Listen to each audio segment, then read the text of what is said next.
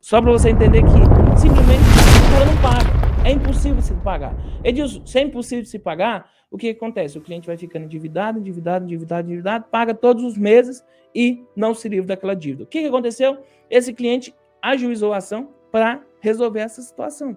Ajuizou a ação e teve seu pedido procedente. E na sentença, o que o juiz colocou? O juiz colocou da seguinte forma. Vou ler só a parte do dispositivo aqui para vocês, tá?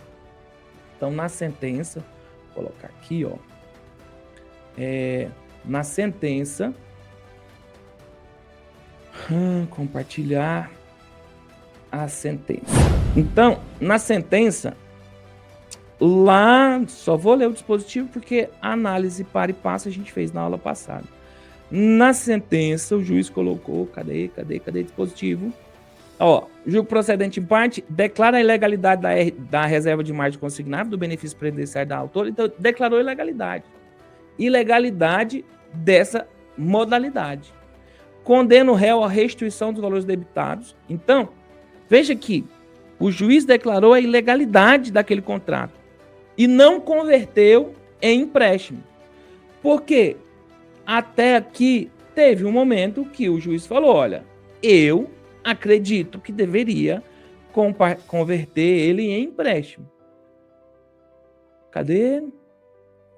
Ó, nesse tocante, apesar desse magistrado entender, apesar do entendimento desse magistrado acerca da necessidade de conversão do contrato para a modalidade de empréstimo consignado comum, inexiste pedido da parte autora nesse sentido que obsta a sua concessão. Então, o que acontece com o pedido inicial? Ele falou, retorna ao status quo ante, porque ele não declarou simplesmente a nulidade daquela cláusula específica. Ele declarou a nulidade do contrato e a ilegalidade daquele contrato. Na hora que ele declara a ilegalidade daquele contrato, simplesmente deixou de existir. É como se o contrato tivesse deixado de existir em todos os seus termos. Ah, Edilson, mas a pessoa deixou de pegar o valor emprestado com o outro? Não, a pessoa não deixou de pegar o dinheiro emprestado com o outro. Só que todas aquelas cláusulas contratuais deixaram automaticamente de existir. Inclusive a cláusula que definia taxa de juros, inclusive a taxa que definia mora, tudo deixou de existir automaticamente, porque o juiz declarou a ilegalidade daquele caso. E esse é o grande segredo, é esse o grande diferencial, que lá no curso do Diego de RMC, que tem vários casos práticos, não tem um como esse, por quê? Porque esse é um caso meu, é um caso diferente que eu resolvi trazer para você. Então, olha, o juiz declarou a ilegalidade da reserva de margem consignada no benefício previdenciário da autora, condenou o réu à restituição dos valores debitados, então ele falou, olha, é ilegal esse contrato, é ilegal, não tem conversa sobre isso. Você vai ter que devolver os valores debitados, não só os valores referentes a esse negócio, eu quero que você entenda isso, ó. Condena o réu à restituição dos valores debitados do benefício previdenciário da parte autora, quantia essa que deverá ser corrigida monetariamente pelo INPC e IBGE a partir da data do desembolso, com incidência de juros moratórios desde a citação, mediante compensação. Tudo a ser apurado em execução de sentença. Veja só o que o juiz colocou. Ele falou o seguinte, ó, condeno. Cara, essa sentença aqui, ela é diferentona, muito diferentona, por isso que eu tô trazendo para você. Diferentona. Declara a ilegalidade, normalmente o que a gente vê, declara a nulidade de tal cláusula contratual. Ele declarou ilegal esse caso. Ilegal, nada disso existe. Nada disso existe. E ele falou, você vai restituir os valores que foram debitados do benefício previdenciário da parte autora. Você entende que na hora que ele coloca isso, ele fala, olha, todos os valores que foram debitados do benefício previdenciário da parte autora relacionados a isso aqui, você vai tirar. Ou seja, teve IOF. Ah, Edilson, mas se houve IOF e ele recolheu, esse IOF que ele recolheu, tem que ir lá buscar no Estado. Não. O juiz determinou que devolva todos os valores que foram debitados do benefício previdenciário da autora. Você está conseguindo entender a diferença dessa sentença? Por isso que eu trouxe ela para você em relação ao que normalmente se vê por aí. Primeiro, ilegalidade, não abusividade e não nulidade. Ilegalidade. Segundo, ele condenou o réu a restituição do valor debitado. Então, qualquer valor debitado que seja referente a esse contrato, seja de IOF, seja tarifa de emissão de cartão, seja qualquer coisa, ele vai ser restituído para o cliente. Qualquer valor que foi debitado do benefício previdenciário vai ser restituído para o cliente, contando que correção monetária a partir do desembolso e incidência de juros moratórios desde a citação, mediante compensação. Ou seja, ele não falou assim, ó, esse valor que a financeira emprestou para o cliente deixou de existir. Não. Eu acho que, inclusive, se isso fosse um pedido, já que houve a liberação de um dinheiro não solicitado, isso deveria ser convertido em amostra grátis.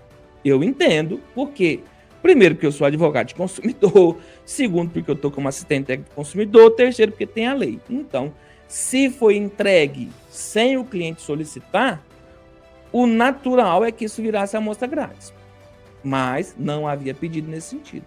Agora, o juiz não aplicou essa questão de amostra grátis. Ele falou o seguinte, olha, os valores referentes ao que já tinha sido, ao que foi emprestado, os eventuais valores obtidos com mútuo e passíveis de compensação, ou seja, o valor que a autora obteve com o mútuo, com esse empréstimo, e que sejam passíveis de compensação, ou seja, os valores que sejam líquidos, vencidos e líquidos, né? Deverão observar o mesmo índice de correção monetária, ou seja, o INPC e IBGE a partir da data do desembolso. Condena a instituição financeira, então, tem 2 pontos aqui que eu preciso que você fique atento, que você preste atenção, você precisa ficar atento. Eu tenho uma parte que é o juiz falando, ilegal esse contrato, ilegal, tudo nele está ilegal, está morto, morreu.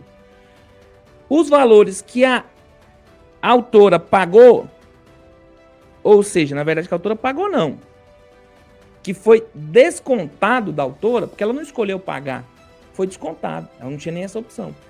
Todos os valores que foram descontados do benefício previdenciário vão ser restituídos, com juros de mora a partir da citação e com atualização monetária desde o desembolso. Os demais valores referentes ao mútuo, ou seja, o valor que foi emprestado, mútuo, né? Mútuo de coisa fungível. O valor referente ao mútuo, ele vai ser atualizado da mesma forma que aconteceu o outro e vai ser compensado. Entendeu? Além disso, condena a instituição financeira ao pagamento de indenização por danos morais de R$8.000. Esse R$8.000 vai ser a partir do arbitramento e juros de mora desde o evento danoso. Determino, então, a correção monetária é desde o arbitramento e juros de mora desde o evento danoso. Que ele até marca aqui, ó, 3/10/2018. Determino que o banco... E aí, você, se tiver como perito, você tem que observar esses detalhes. Edilson, a sentença trouxe para mim que o juros de mora é desde o evento danoso. Eu vou lá buscar no negócio, quando que foi esse evento danoso? Se o juiz não consignar, sim. Se ele consignou, vale o que está escrito aqui. Aí, Edilson, mas e se houve um erro material? Se houve um erro material, o advogado maneja embaixo de declaração para corrigir isso daí. Não é você. Aí, Edilson, o advogado não fez. Então aí foi, né, meu amigo? Aí foi, o boi foi com a corda. Importante você entender isso. Determino que o banco se abstenha de efetuar a limitação de margem de crédito da parte autora a título de RMC, devendo comprovar nos autos em 15 dias o cancelamento da limitação acima, sob pena de multa diária de R$200, tal. O termo inicial da incidência da multa será após o trânsito julgado, deverá observar a súmula 410 do STJ. Então, esse aqui foi o dispositivo que a gente discutiu na aula passada. Caso bem diferentão, caso que é importante a gente gastar esse tempinho aqui pensando sobre ele. Não é, Dilson, a gente fez a leitura todinha, porque ele é diferente do que normalmente se vê. O que aconteceu? Você acha que a empresa ficou feliz com isso aqui? De forma nenhuma. De forma nenhuma, o BMG ficou feliz com isso aqui. E o que eles fizeram? Apresentaram uma apelação. Na apelação, eles vieram falando um monte de coisa, entendeu? Na apelação, eles vieram falando um monte de coisa. E dentre as coisas que não houve dano moral. Vou ler aqui o acórdão daqui a pouco. Só vou responder as perguntas que estão aqui, que o pessoal fez aqui ao vivo. Você sabe, quem participa ao vivo pode fazer a pergunta sobre o caso que está aqui, que eu respondo na hora. Agora eu não vou responder sobre outros casos, mas sobre esse caso aqui eu respondo aqui na hora. Ó, vamos lá. O doutor Jefferson falou, ó, acabou o IRRF, agora tem contador, aparece de novo, existe de novo contador. Um dia vocês não precisarão mais ficar dependendo de imposto de renda, tá bom? Doutor Bruno perguntando, e como que fica a forma de pagamento então? Porque não tem uma forma definida. Que forma de pagamento, doutor Bruno? Não entendi a sua pergunta. Acho que ela foi muito complexa. Como assim ficar a forma de pagamento? A forma de pagamento já aconteceu. A gente não muda o passado, não. Isso vale para tudo na vida. Até se você estiver triste aí, pensando naquele seu amor do passado. Não, o passado não se muda. Edilson, para que você falou isso que o passado não muda? Já houve uma forma de pagamento que foi debitada da conta do cliente. Isso não tem como mudar mais. O que o juiz está falando? Olha, todos os valores que foram debitados da conta do cliente, você vai pegar cada um desde a data do desembolso, vai atualizar para a data atual e vai colocar juros de mora a partir da data da citação. Simples assim, de todos os valores que tenham sido descontados da conta do cliente, entendeu? Edilson, que forma de pagamento é essa? A forma de pagamento que o banco executou. Isso já está no passado. O que está no passado a gente não muda mais, perfeito? Dr. Rafael Miguel fala que a instrução normativa sofreu alterações pela IN100, continua, mas tem lá um limite da taxa de empréstimo consignado. E eu pedi para vocês pesquisarem a taxa de empréstimo consignado só para pesquisar mesmo, porque ela não vai se aplicar nesse caso. Ele disse por que não vai se aplicar? Porque não é empréstimo consignado. Ele disse é o quê? É nada. Como assim é nada? É nada. Mas Edilson, você tá doido? Não é possível. É nada. O que você quer dizer com é nada? Doutor Miguel vai dar 3 pulos agora lá na cadeira dele. Esse aqui é a melhor situação do universo para o cliente. O melhor... o doutor Bruno falou, entendeu, tá. Beleza, é isso. Mas, doutor Bruno, fique tranquilo, a gente tá aqui para aprender. Tá todo mundo aqui para aprender, tá? Olha, eu entendi um pouco após ter perguntado. Atualiza o que foi descontado, atualiza o empréstimo. Aí, ó. Você viu o tanto que é simples, cara? Mas você precisa... você só pegou isso aqui porque você já tá acostumado a mexer com esse negócio. Eu tenho certeza que, às vezes, o seu colega que estivesse lá ia perguntar, mas e qual taxa de juros que a gente vai utilizar aqui agora? Nenhuma.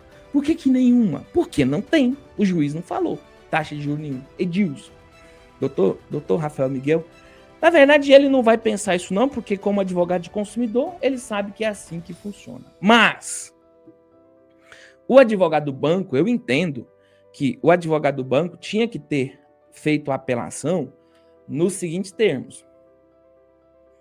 Pelo menos subsidiário. Ele tinha que ter feito a apelação falando assim, ó, ok, o juiz declarou nulidade, mas eu tenho o artigo 591 do Código Civil, que é lei cogente, norma cogente, e se eu tenho o artigo 591 falando que destinando o mútuo a fins econômicos, a taxa de juros é presumido. E qual que é a taxa? A taxa do 406. E qual que é a taxa do 406? A Selic.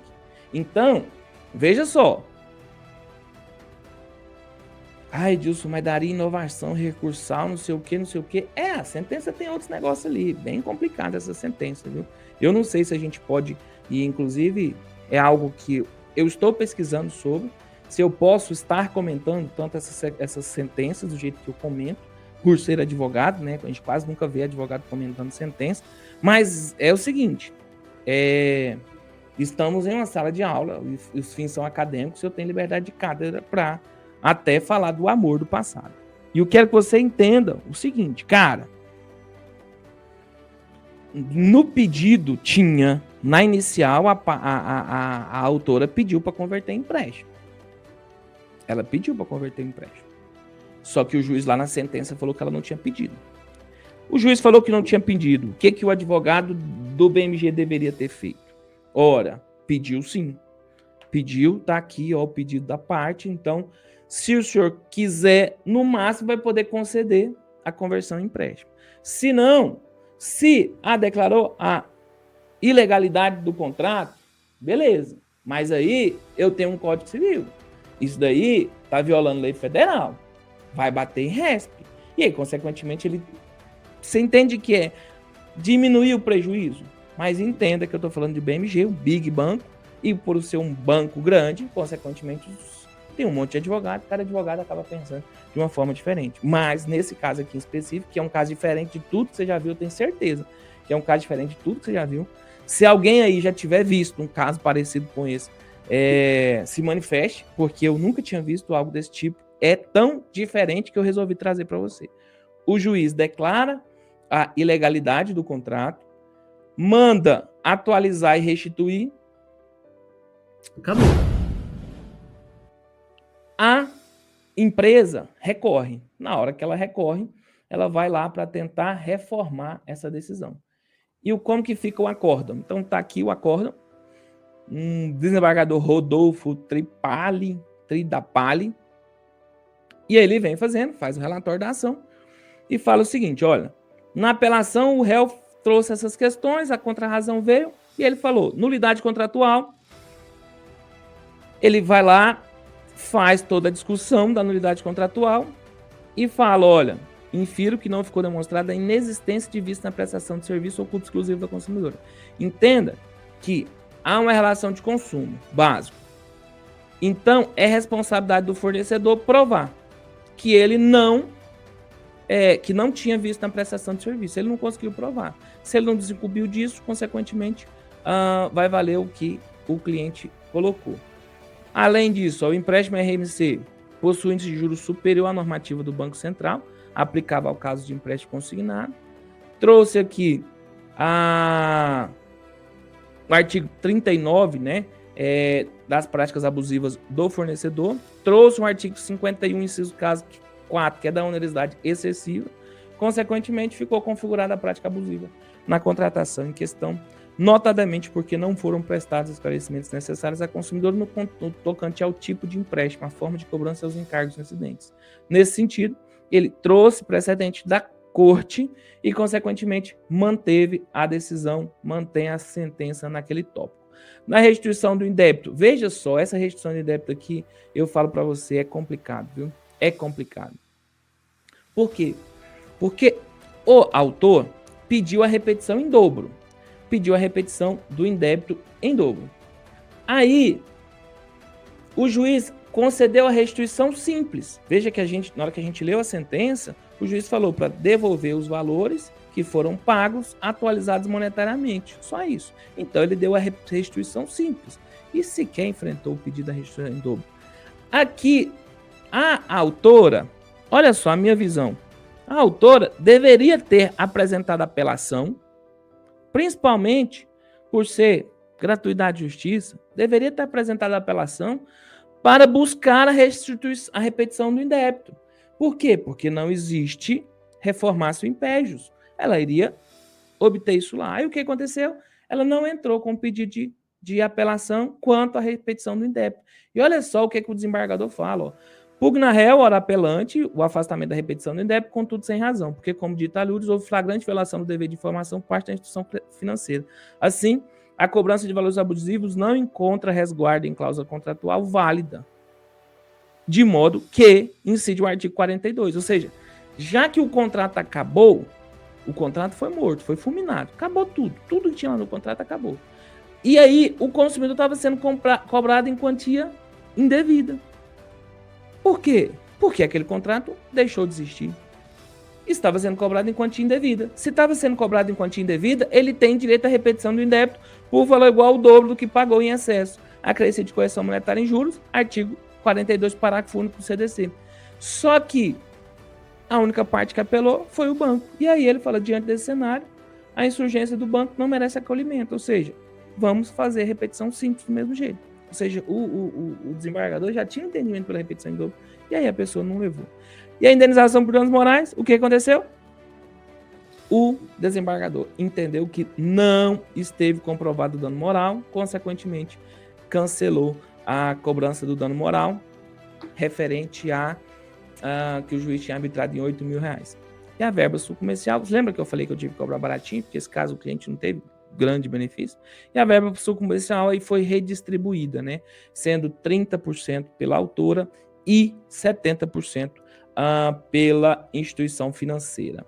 E esse aqui transitou em julgado. E a gente está liquidando. São essas duas partes.